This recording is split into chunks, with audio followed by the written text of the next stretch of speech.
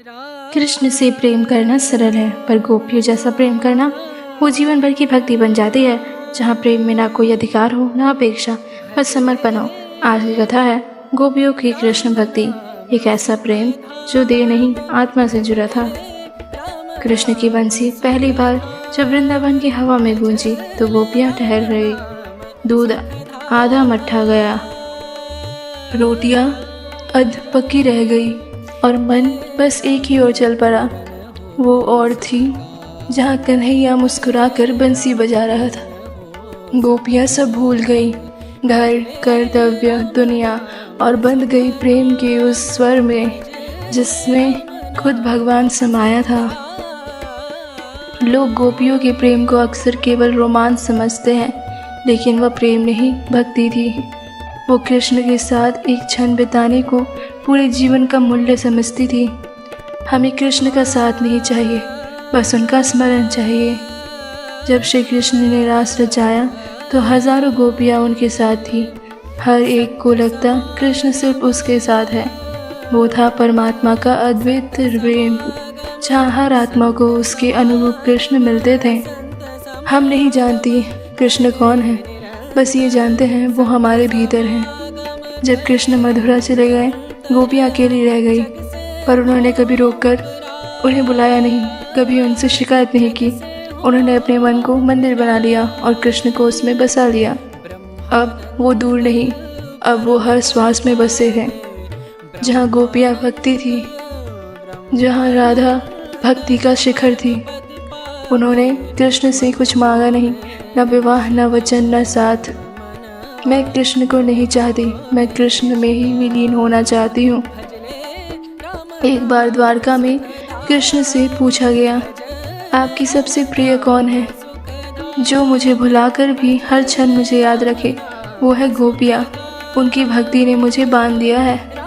गोपियाँ ने हमें सिखाया, भक्ति में वाणी नहीं होती, भक्ति में मौन होता है। भक्ति मांगती नहीं, बस समर्पण करती है। और सच्चा प्रेम वो है जो भगवान को भी अपने आगे झुका दे। आज भी वृंदावन की हवा गोपियों की भक्ति से महकती है। हर मंदिर में, हर भक्त की आंखों में, हर बांसुरी की धुन में गोपियों की वही भक्ति गूंजती है, निर्मल, निष्कलंक और अनंत। कुरुक्षेत्र की भूमि पर शंख बज चुके थे। धूल के गुबार ने आसमान को ढक लिया था। रथों की टापों से धरती कांप रही थी। पांडव और कौरव आमने सामने खड़े थे। भाई अब शत्रु बन चुके थे, पर उस शोर के बीच एक रथ शांत खड़ा था। उस रथ पर बैठे थे अर्जुन और रथ के सारथी थे भगवान कृष्ण। अर्जुन ने युद्धभूमि की ओर देखा। हर और रिश्तेदार, गुरु, मित्र और ज्ञात चेहरे थे। उनका हृदय कांप उठा। उन्होंने कहा, हे माधव, मैं इन लोगों पर बाण कैसे चलाऊं? ये मेरे अपने हैं, इनके रक्त से ही मैं क्या जीतूंगा? उनकी आंखों से आंसू बहने लगे। उन्होंने गांडीव नीचे रख दिया और कहा, मुझे यह युद्ध नहीं चाहिए। कृष्ण ने शांत स्वर में पूछा, अर्जुन, क्या तू अपने कर्तव्य से भागेगा? क्या तू भय को धर्म से ऊपर रखेगा? अर्जुन ने कहा, हे कैसो, मैं भ्रमित हूँ, मुझे सच्चाई दिखाइए। कृष्ण मुस्कुराए, अर्जुन, तू जिसे मारने जा रहा है वह मर नहीं सकता। आत्मा ना जन्म लेती है, ना मरती है, वह केवल रूप बदलती है। जैसे मनुष्य पुराने वस्त्र त्याग कर नए पहनता है। फिर बोले, जब जब धर्म कमजोर पड़ेगा, मैं स्वयं धरती पर अवतरित होऊंगा, धर्म की रक्षा के लिए, अधर्म के विनाश के लिए। अर्जुन चकित रह गए। उन्होंने दोनों हाथ से जोड़कर कहा, हे प्रभु, यदि आप वास्तव में भगवान हैं तो मुझे अपना वह स्वरूप दिखाइए जो सारे संसार को अपने भीतर समाये हुए हैं। कृष्ण ने मुस्कुराते हुए कहा, अर्जुन, यह मेरा स्वरूप सामान्य नेत्रों से नहीं देखा जा सकता, पर मैं तुझे दिव्य दृष्टि देता हूँ। देख, यह है विराट रूप। और तभी संपूर्ण आकाश प्रकाश से भर गया। धरती, आकाश, दिशाएं सब कृष्ण के तेज से चमक उठी। हजारों सूर्यों के समान प्रकाश फैला। अर्जुन ने आंखें ढक ली। जब उन्होंने देखा तो उनके रथ के सामने अब केवल कृष्ण नहीं थे, बल्कि संपूर्ण सृष्टि उनके भीतर दिखाई दे रही थी।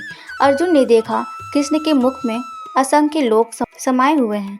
उनके नेत्र सूर्य और चंद्र के समान हैं। उनके शरीर पर अनगिनत आकाश गंगाएं घूम रही है। धरती, अग्नि, जल, वायु सब उनका ही अंश है। उन्होंने देखा, देवता, ऋषि, राक्षस, पशु, मानव सब कृष्ण के भीतर हैं और सब उनके तेज से संचालित हैं। अर्जुन ने कांपते हुए कहा, हे प्रभु, मैं देख रहा हूँ ब्रह्मा, शिव, इंद्र सब आपके भीतर हैं। सब जीव आपकी नाभि से निकलते हैं और आपके मुख में लय हो जाते हैं। कृष्ण का स्वर आकाश में गूंजा, अर्जुन, यह सृष्टि मुझसे उत्पन्न हुई है और मुझे ही विलीन होती है। मैं ही सृष्टि का आरंभ हूँ और अंत में ही हूँ। कृष्ण ने कहा, मैं काल हूँ, समय का भी समय। मैं जो सृजन करता हूँ उसी का संहार भी करता हूँ। यह युद्ध पहले ही मेरे द्वारा तय हो चुका है। तू केवल साधन है अर्जुन। उठ और धर्म का स्थापना कर। अर्जुन भय और भक्ति से कांपते हुए बोले, हे प्रभु, आपकी महिमा अपरंपार है। आपके मुख से अग्नि निकल रही है और उसमें सब योद्धा समा रहे हैं। आप ही विनाश है, आप ही सृजन है। उनकी आवाज़ कांप रही थी। हे विष्णु, मैं आपको बार बार प्रणाम करता हूँ। कृपा करके अपने सौम्य रूप में वापस आइए। मैं इस विराट स्वरूप को और नहीं देख सकता। कृष्ण मुस्कुराए और बोले, भय मत कर अर्जुन, यह स्वरूप केवल तुझे दिखाया गया है ताकि तू समझ सके कि मैं कौन हूँ। अब देख, मैं वही तेरा सखा, तेरे सारथी कृष्ण हूँ। क्षण भर में विराट स्वरूप लुप्त हो गया। फिर वही मोर मुकुटधारी मुरली वाला कृष्ण खड़े थे, होठों पर मधुर मुस्कान और आंखों में करुणा। अर्जुन ने गहरी सांस ली और कहा, हे माधव, अब मुझे समझ आ गया, आप कोई साधारण मित्र नहीं, आप स्वयं परमेश्वर हैं। कृष्ण बोले, हाँ अर्जुन, पर मैं केवल देवता नहीं, मैं हर उस हृदय में हूँ जो प्रेम और धर्म से भरा हूँ। कृष्ण ने आगे कहा, जो मुझे यह सच्चे हृदय से भाजता है, जो अपने कर्म को मुझे समर्पित करता है, वही मुझ में समा जाता है। मैं किसी के साथ भेदभाव नहीं करता। मैं हर उस व्यक्ति में हूँ जो प्रेम से मुझे याद करता है। अर्जुन ने कहा, हे प्रभु, यह रूप मैंने केवल एक क्षण देखा, पर इसने मेरे जीवन का अर्थ बदल दिया। कृष्ण मुस्कुराए, यह रूप देखने से नहीं, उसे समझने से प्राप्त होता है। जब तू अपने भीतर अहंकार मिटा देगा, तब मेरा विराट रूप तेरे हृदय से प्रकट होगा। कृष्ण का रूप केवल शक्ति का प्रदर्शन नहीं था, वह सत्य का साक्षात्कार था कि भगवान सर्वत्र हैं। हर पेड़ में, हर जीव में, हर कण में वही विराट शक्ति प्रवाहित हो रही है। वह रूप बताता है कि ईश्वर को खोजने की आवश्यकता नहीं, उन्हें केवल पहचानने की आवश्यकता है। अर्जुन ने जो देखा वह बाहर नहीं था, वह उनके भीतर ही था, क्योंकि कृष्ण उनके अंतर्मन में विराजमान थे। कृष्ण ने कहा, अर्जुन, मेरा यह विराट स्वरूप तेरे लिए नहीं, संसार के लिए संदेश है। जब भी कोई मनुष्य यह सोचता है कि वह अकेला है, तो उसे याद दिला देना, उसके भीतर मैं ही हूँ। मैं ही उसके कर्म में, उसकी सांस में और उनके हृदय की धड़कन में। जो मुझ में विश्वास रखता है, उसका मार्ग कभी अंधकारमय नहीं होता। अर्जुन ने हाथ जोड़कर कहा, हे प्रभु, अब मैं जान गया कि मैं केवल आपका माध्यम हूँ। मैं ना कुछ कर रहा हूँ, ना कुछ पा रहा हूँ, सब आप कर रहे हैं। अब मैं वही करूँगा जो आप कहेंगे। मैं धर्म के लिए युद्ध करूँगा और हर कर्म आपको अर्पित करूँगा। कृष्ण मुस्कुराए, यही सच्चा समर्पण है अर्जुन। जब मनुष्य अपने कर्म को ईश्वर को समर्पित कर देता है, तब वही मोक्ष का मार्ग बन जाता है। कृष्ण का विराट रूप मानवता के लिए एक दर्पण है। यह हमें सिखाता है कि ईश्वर सर्वत्र है, सृष्टि और संहार दोनों उन्हीं में है। भय केवल भ्रम है, क्योंकि जो सब में है वह किसी से अलग नहीं। रात के आकाश में चांद अपनी पूर्णता पे चमक रहा था। द्वारका के महल में सन्नाटा था, बस समुद्र की लहरों की आवाज़ और मुरली की मधुर धुन गूंज रही थी। भगवान श्री कृष्ण समुद्र तट पर बैठे थे। उनके हाथ में मुरली थी, आंखों में शांति और होठों पर मुस्कान। पीछे से धीरे धीरे कदमों की आहट आई। वह थी रुक्मणी, कृष्ण की अर्धांगिनी, भक्ति और प्रेम की साकार मूर्ति। रुक्मणी पास आई और बोली, प्रभु, आप इस सन्नाटे में अकेले क्यों बैठे हैं? क्या द्वारका की शांति भी आपके मन की बेचैनी को नहीं मिटा पाई? कृष्ण ने मुस्कुरा कर कहा, रुक्मणी, मैं अकेला कहाँ हूँ। जब सागर की हर लहर मेरा नाम जपती है, जब हवा भी मेरी मुरली की धुन गुनगुनाती है, तब मैं अकेला नहीं होता। रुक्मणी ने धीरे से कहा, परंतु प्रभु, मैं तो सागर की लहर नहीं, मैं तो आपकी संगिनी हूँ और आज आपके मौन ने मुझे व्याकुल कर दिया है। कृष्ण ने उसकी ओर देखा। उनकी आंखों में प्रेम और करुणा का सागर था। उन्होंने कहा, रुक्मणी, तुम्हारा यह व्याकुल होना ही प्रेम है। जो प्रेम में शांति खोजे वह प्रेम नहीं, साधना है। रुक्मणी ने मुरली उठाई और कहा, प्रभु, यह मुरली आपके जीवन का हिस्सा है, आपने इसे क्यों इतना महत्व दिया? कृष्ण ने हंसते हुए कहा, क्योंकि यह मुरली मेरे भीतर का संगीत है। जैसे प्रेम बिना शब्दों के समझ आता है, वैसे ही मुरली बिना भाषा के बोलती है। जब मैं इसे बजाता हूँ तो यह मुझसे नहीं, मेरे हृदय से निकलती है, उस प्रेम से जो राधा में है, तुम में है और हर आत्मा में है। रुक्मणी मुस्कुराई, तो क्या मैं भी अपनी मुरली की धुन में हूँ। कृष्ण ने धीरे से कहा, रुक्मणी, तुम वह सुर हो जो मेरी मुरली को मधुर बनाता है। कुछ पल मौन रहा, फिर कृष्ण ने कहा, रुक्मणी, प्रेम का सबसे सुंदर रूप वह है जहाँ अधिकार नहीं, केवल समर्पण है। राधा ने मुझे प्रेम दिया बिना पाने की चाह से, और तुमने मुझे प्रेम दिया बिना खोने के भय से। यही प्रेम का द्वैत है, एक त्याग में है, दूसरा संरक्षण में। रुक्मणी ने हाथ जोड़कर कहा, प्रभु, कभी कभी मैं सोचती हूँ आप इतने सबके हैं, आधा के, गोपियों के, भक्तों के, संसार के, तो क्या मेरे लिए आपके हृदय में कोई स्थान है? कृष्ण ने मुस्कुरा कर कहा, रुक्मणी, प्रेम को स्थान की आवश्यकता नहीं होती, वह तो श्वास की तरह है, हर जगह, हर पल, हर आत्मा में प्रवाहित। राधा मेरी आत्मा है और तुम मेरा जीवन। आत्मा बिना जीवन अधूरा है और जीवन बिना आत्मा शून्य है। रुक्मणी की आंखों में आंसू छलक पड़े। उन्होंने धीरे से कहा, प्रभु, संसार मुझे अपनी पत्नी कहता है, पर मैं तो अब बस आपके एक साधक हूँ।